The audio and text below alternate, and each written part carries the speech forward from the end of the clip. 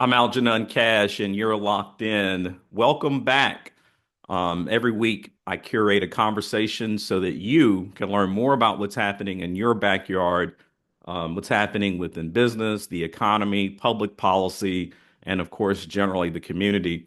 If you love and you support this show, make sure you get in touch with me and let's discuss some ways that you can become a donor, or maybe you want to become a sponsor of the Locked In Show.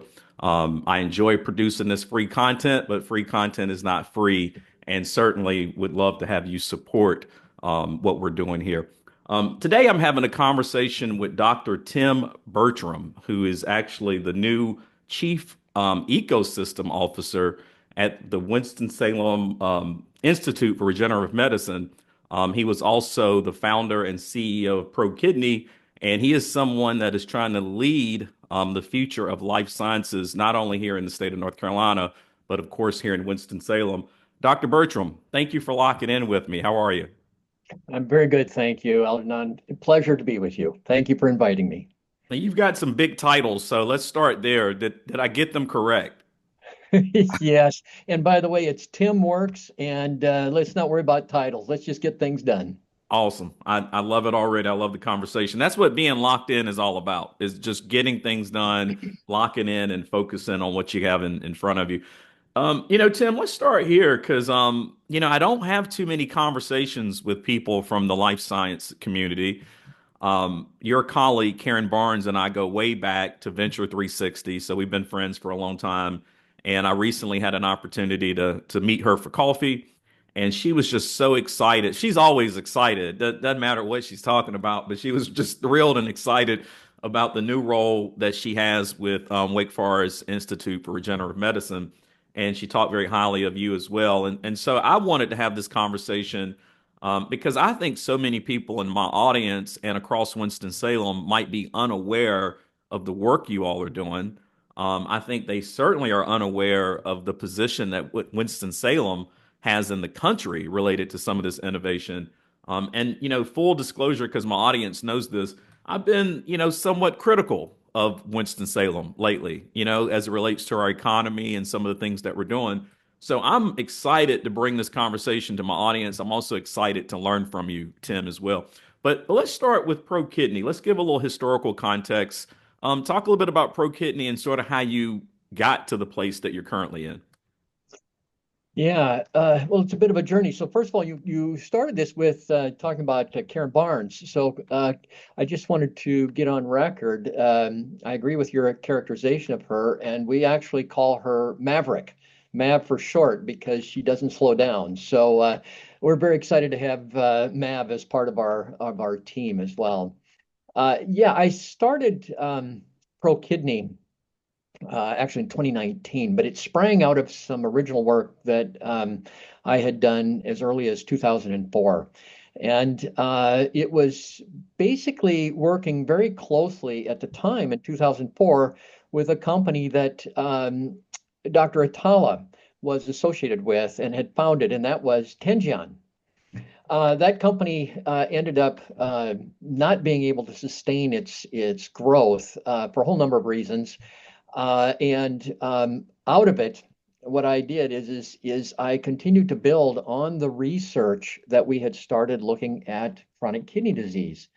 As a result of that, what we were able to do was develop the first ever cell therapy that was taken from a patient that had chronic kidney disease, identify the cells that were responsible for the healing of the kidney in a person that has normal kidneys, and then put them back into the patient. And that would lead to a delay in the need for dialysis. And more Mm, specifically, it would actually extend the person's kidney function mm, for up to years. That project and was really started many years ago, took me actually outside of the US and then brought me back to the US into the Winston-Salem area as ProKidney. So that's kind of the story of ProKidney. I left ProKidney about a year and a half ago after we got the European Medicines Agency and the Food and Drug Agency to accept the registrational program, which meant we had a specific path to commercialization. Um, and truth be told, Algenon, I'm an R&D guy. I make medicine. I don't sell it. And so we needed somebody that could sell. I turned it over to a salesman, and I was the CEO, and I went to look at other things. What came about was Dr. Tall and I had done things together previously, and he approached me and a number of others about the possibility of leading a very exciting opportunity that was coming forward as a result of work he had done previously in another down another path, in which the National Science Foundation was picking Wake Forest Institute of Regenerative Medicine and its partners, Winston-Salem State, Forsyth Tech, and Mm. North Carolina A&T, to form what was called an engine. And these engines, and there were 10 of them across the country. One of them, another one is in in North Carolina, here in the U.S., is a textile engine just down the road. But we were selected to do regenerative medicine. It's the only healthcare related engine that NSF funded. And it also created an opportunity where they needed someone who understood regenerative medicine and who had built companies, who had led companies, and was familiar with how to raise capital and how to work the process from basically bench to patient. That's a 20-year story reduced down into as few minutes as I can at the moment. No, we've got more time, so we're going to dive a little deeper. You said a couple things I want to come back and try to unpack. Sure.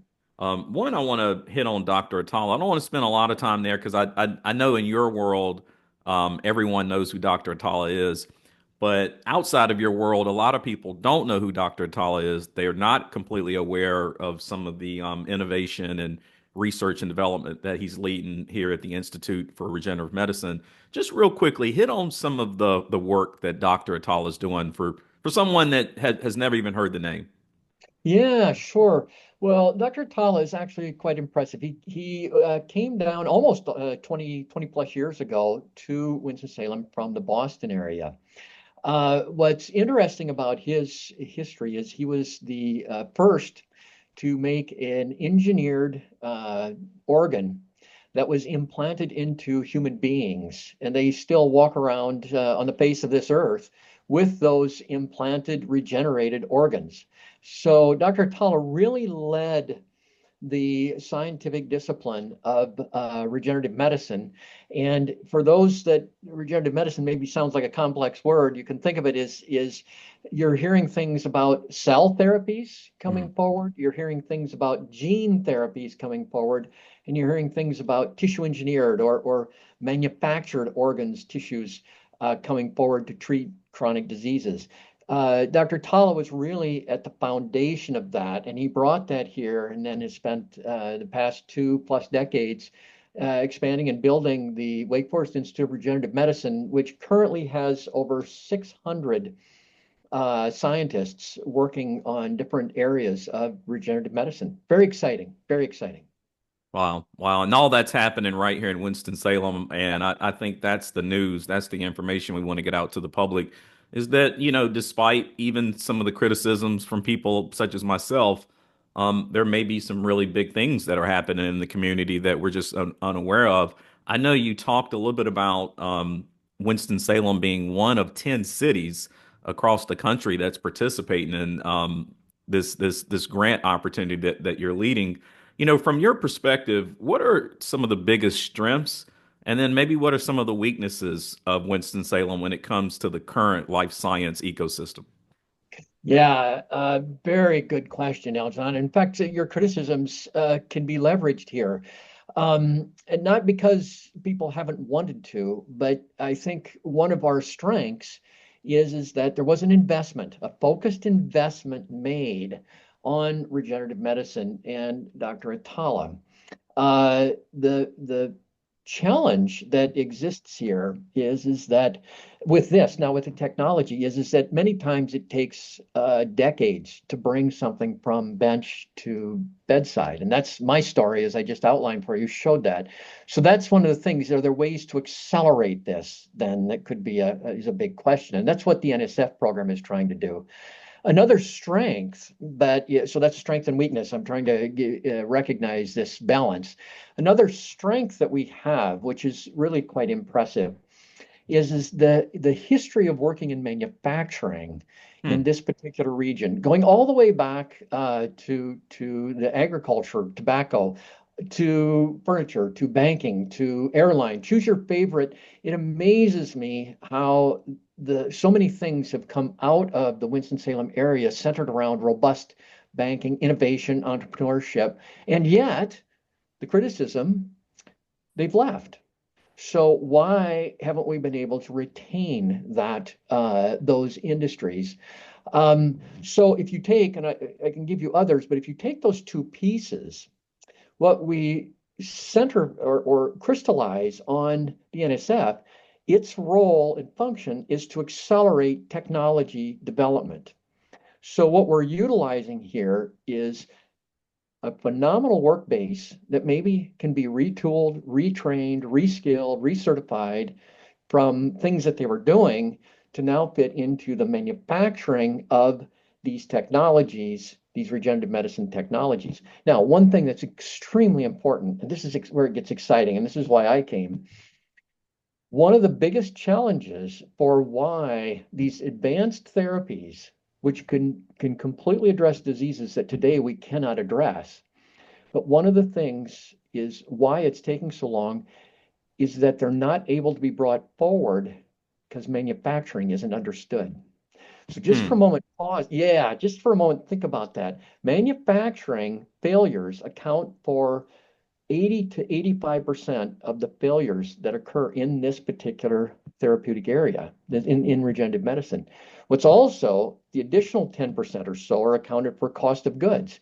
Manufacturing determines costs of goods. So if we can bring together the talents of this area, if you will, the challenges, the failures, call them what you will, and turn them into successes, snatching victory from the jaws of defeat, we really are at the center point here in Winston-Salem, and frankly, here in North Carolina, to be able to bring that together and unleash these very exciting technologies for people's health, for people's employment, for investors, for a whole array of people to benefit and build an economic base that really has been now got a strong foundation.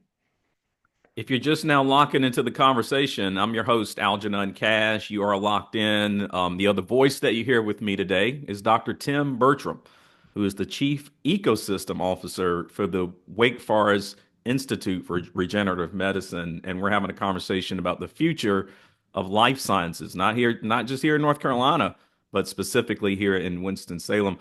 Tim, I love the way you sort of, your vision, I suppose, for redefining, Winston-Salem's identity. And I really like the way you sort of charted out how, what was once a manufacturing driven economy can now sort of transition to more of a knowledge based economy. And I really like that vision. And I think that's the kind of long term thinking and compelling vision that we need right now in this community at a time where you've seen the mass exodus of pretty much every publicly traded company. We're down to Brand, who obviously in the last several months have announced even a further downsizing. And so this sort of strong call to action that you're outlining is I think this is the kind of energy that our small business owners and our residents and so many people in the community are looking for. You also talk about sort of the timeline that it takes for these, this innovation to really mature. My background is finance, investment banking, so I'm very familiar with raising money. I mostly work on real estate projects, so it's a little bit quicker. But you're right. I mean, sometimes this process could take 10 or 20 years. We look at Target, right? I mean, Target, they worked on a lot of those technologies for an extended period, then actually got to the end and didn't really have anything. I mean, and that's sort of the risk that you take. Talk a little bit about how we actually move some of the innovation and the work that you're doing. How does it go from lab to reality? Yeah. And what does that look like? Like what can residents and small business owners, what can they really attach to in that process? Yeah, so a couple of things. Going from lab to reality. I want to do a brief advertisement here for us because on the 14th, 15th of April, we're actually going to be focusing on that very question. We're putting together a day and a half seminar we have at 500 Fifth Street. And it will be an open invitation for people to participate and come to listen to experts on this very question, Algenon. What you're asking here is central. So let me try to give you a high-level summary of it, and we can go wherever you wish from there. So it always starts with the idea. The idea of somebody shows that the body, and this is where regenerative medicine gets so exciting, that the body heals itself using certain cells, Hmm. certain components, building blocks, if you will, of the body. They identify those and they can uniquely place that into an area of unmet medical need. So, what does that mean? I said to you earlier, regenerative medicine is actually addressing diseases that today we cannot address with our current therapeutics. Regenerative medicine has the ability to begin to target some of those, particularly chronic diseases. I mentioned to you chronic kidney disease, devastating disease, terribly unmet, huge unmet medical need, the largest single cost in the Medicare budget, single line item in the Medicare budget. And yet we could address it with regenerative medicine. So you identify your need. Then what you do though is you make sure that you've got all of this patented, Wake Forest, Winston-Salem State, A&T, and so on, the universities will patent that. And then what will happen is a license will be sought. Hmm. The license is frequently where you start talking about doing a company. And so now to your point as an investor, and I'll speak to you as an investor because having talked to many of them, I've raised over $1 billion on Wall Street for the various companies that I've Wow. raised and started. You as an investor need to see a return on that investment. You need to understand the timeline it's going to take and the probability of success. There are many other things you consider, I realize. But we're increasing the probability of success or de-risking, which is a central idea that exists within WFIRM today, showing the biology, showing the effect of this thing that has been discovered, this cell, for example, can do this in a disease state. By de-risking, you as an investor now say, oh, you already know in medicine 95% of things fail. Well, maybe now because it's been de-risked, you can say, oh, okay, 75% of this probability of sale. Hmm. If I then come and show you how to make it, which is another step in the process, and make it to meet regulatory guidelines, your risk goes down. And as you march through, what you find, you go from the discovery to the license to the company to working with regulators to define the processes so it's consistent and reproducible to the market. Now, I've skipped over a lot of the pieces there, and you as an investor know full well that it's a little more complex, but these steps then just take time. And the time by work what we're doing with the National Science Foundation is to look where we can take that big time spend, which is figuring out how to manufacture it consistently and compressing that, coupling with the de-risking and then bringing investors in. All of a sudden now what you've got is people's jobs. Investors have a place to put their money, see a return. They know their probability of success. And now you've got an economic development. Tim, you talk. Yeah, I love the conversation around how do you attract capital and the investment and that type of thing. I know here in Winston-Salem, we've been pursuing these life science based companies now for maybe 20 or 25 years. I know, since the exodus of some of the manufacturing jobs in the late 90s. It also seems like there's been a pattern of, Winston has struggled to attract like significant venture capital, whether it be outside venture capital, because obviously if I'm a venture capitalist and I'm located in Silicon Valley or Austin, Texas, or where Boston, Massachusetts, wherever I'm at, I want the company to move to me. I'm not going to move to them. Then also what I've seen in Winston is that there's a lot of money, a lot of wealth in Winston-Salem, but this is it's sort of risk adverse wealth. Yeah. This is not people that typically participate in angel funds and startup companies and that kind of thing. They're calling me because they want to be in the apartment building at the corner of Main and Main. They don't necessarily want to be in one of Dr. Atala's new startups. One, how do you convince big venture capital firms to really look seriously at Winston-Salem when in the past that's been a struggle. And then a tag along to that is how do we start to better educate local individuals that have wealth to, Yeah. start looking at these opportunities so that we create that kind of, network of capital that we need locally? So it's a very, very good question. I want to use myself, but then I want to make sure I answer your question fully because this is vital. First I want to use myself.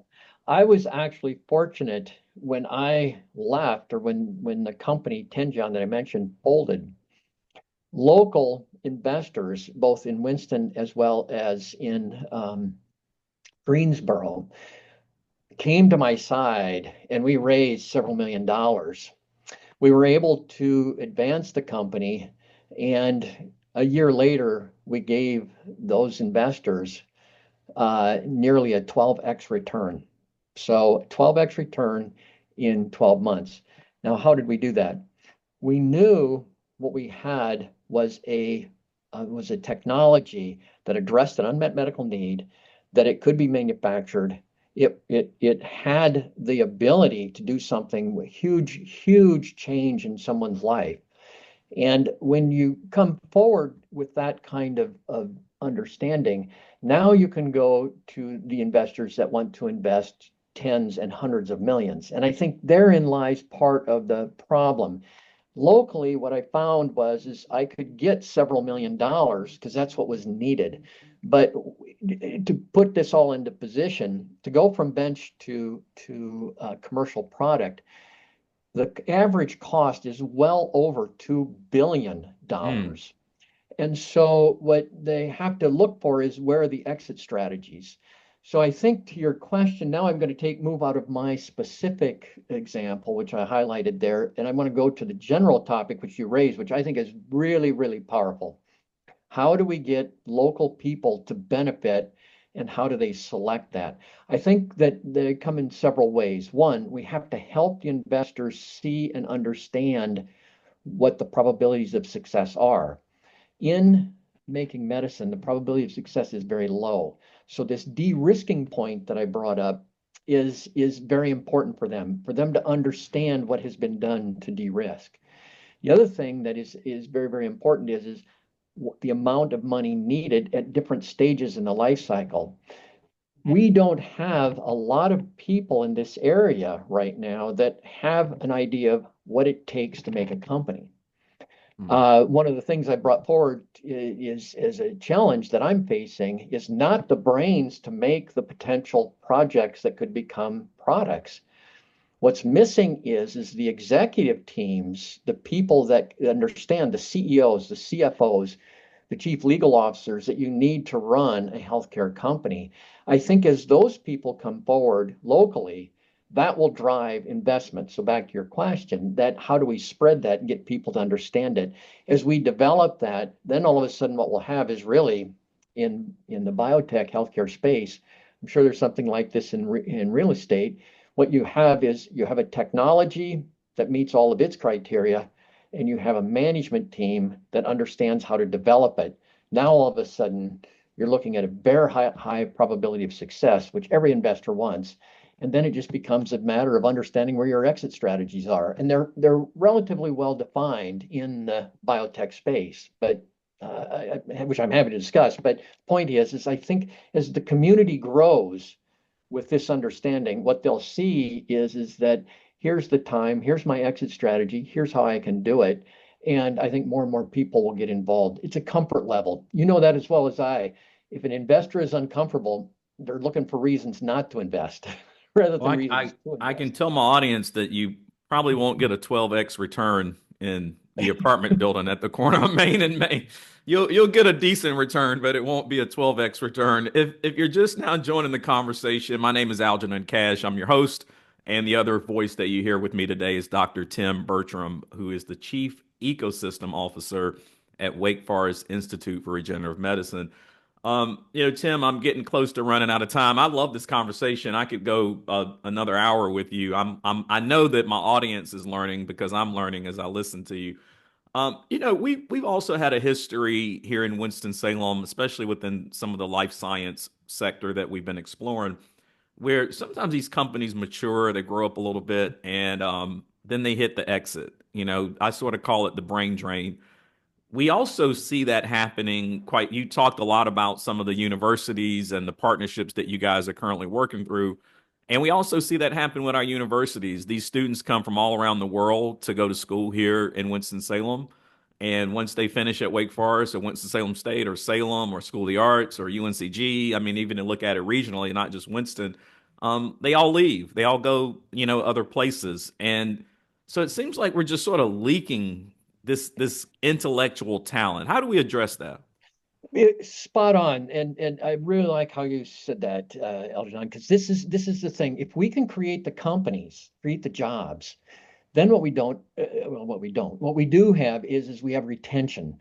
We don't have the brain drain, and I think this is where we've got the culture of manufacturing. It's in our blood. It's in our genes. We've got people that are entrepreneurs. They've started companies. Just look at what's come out of it. The brain drain, if there aren't companies available for them to go to, Hmm. where they're gonna go someplace else. I had to leave this area and live around the world to develop my companies. The 20 years were all spent in North Carolina. I had to leave the US to do it, and then in another sale came back and they wanted me to continue with it. The point I'm making is I think this is a reality in the dynamic, but what we're trying to do with the engine is create the jobs that will retain those brains and really then allow us to have a footprint and grow. Because I agree with you 100%. It is always the people. And if we can't retain the people, we will not be able to build companies here. And the ideas are plentiful. The people to take them forward is what we want to have. WFIRM has been instrumental in developing or helping to develop and support the development of Innovation Quarter. I grew up here in Winston-Salem, Tim, so I really can remember what that little stretch in that area looked like when I was coming up as a kid. And there used to be a little credit union down there when R.J. Reynolds owned all the warehouses. And my grandfather retired from R.J. Reynolds, so that's where I went to get my first car loan was right down there in Innovation Quarter. It doesn't look anything like when I grew up. But here's my question, Tim. I mean, right to the east of Innovation Quarter, you have East Winston, and you have a population and a group of people that look back west and they see some of what's happening in the Innovation Quarter. They see the money and the capital that's being invested within the quarter. And even though it's just a highway away, to some of those people in East Winston, it feels like it's light years away. Mm. How do we take the work that you're doing and the innovation that's coming out of the quarter? How does it become truly inclusive so that everyone in the community feels like they've got a role to play or a little bit of ownership in what's coming out of Winston-Salem? Yeah, so this we've actually got a segment of our strategic plan we call regional engagement. The regional engagement is critical, and you're landing right on it. So how we do that, we're looking at it as broadening understanding. So I mentioned this April 14, this meeting we're having on how to start companies. That's open to everyone. We're actually going to broadcast that to the whole 16 county region that Wow. we have. So to your point, we're not only looking across the highway to those that live in East Winston-Salem, but we're looking at the region, 16 county region broadly, and ultimately, my belief is we can actually look to the state in a very profound way. I do believe, and I come back to what we've talked about, I do believe Winston-Salem has this unique opportunity. You look at what has come out of Winston. We have to focus on how to retain what's in Winston. And this is where manufacturing and the projects we're working on become central because that's how it'll grow across 52. It's how it'll grow along 40 to open everything up south to Charlotte and beyond. I mean, I really think we're in the process. How we're doing it is through marketing, inviting, encouraging, and ultimately having to build jobs so people will have places to go there. Our mutual friend Karen Barnes, she taught me a phrase many years ago. She said, "Progress only moves at the speed of trust." Yeah. And I think for us to have community-wide progress, Certainly, we have to focus on raising capital, as you and I've talked about in this conversation, but we also have to work on making certain that our social capital is in Yeah. place as well, that people can trust one another, that they see opportunity across the spectrum for everyone. Here's my last question before I let you go. You've been so thoughtful and great at helping us understand some of this innovation that's happening in Winston-Salem. What's the one single action that you would love for our elected officials, our business leaders, our civic leaders, just the folks in our community that are considered leaders? What's the one single action that we could do that would be supportive of the work you're doing? Yeah, that's a good question. I think part of it really gets back to your previous question. I think promote it, encourage it. This business that Karen used about building trust. The exciting thing about what we're looking at is it demands people to work at the highest levels of integrity. You can't make a medicine unless you do it right consistently. That demands trust then in your workers. Trust begets trust. And my sense is this very thing, Algenon. I would thank you for inviting me because I've been at this now for only 6 months.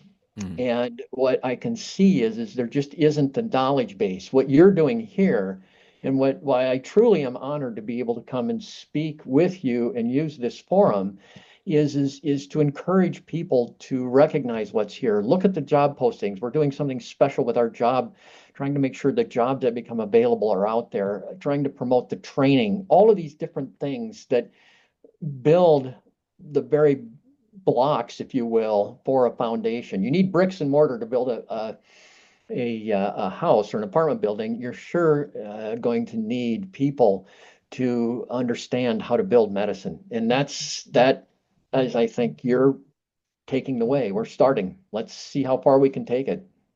Well, Tim, you always have a standing invite to lock in with me. I would certainly love to have you back for some more education. I could have went another hour, 2 hours with you in terms of some of my questions. And yes, I will certainly be one of the cheerleaders that help to get the word out about this. You know, for my audience, obviously, we're broadcasting this on WTOB, but I will have an op-ed sharing some additional thoughts about this conversation in Carolina Journal as well as in the Winston-Salem Chronicle. So we're going to do what we can within the locked in community to try to get the word out about the great work that Dr. Tim Bertram and everyone is Karen Barnes and everyone is doing at WFIRM. So again, Dr. Bertram, thank you for locking in with me. To my audience, as always, thank you for locking in. Make sure you stay tuned to WTOB because every Sunday morning, that is where the Locked In Show broadcasts. But if you happen to miss me there, you can always lock in wherever you get your favorite podcasts. I'm available on Apple, Spotify, Pandora, wherever you like to go. You can lock in there. As always, until next time, y'all stay locked in.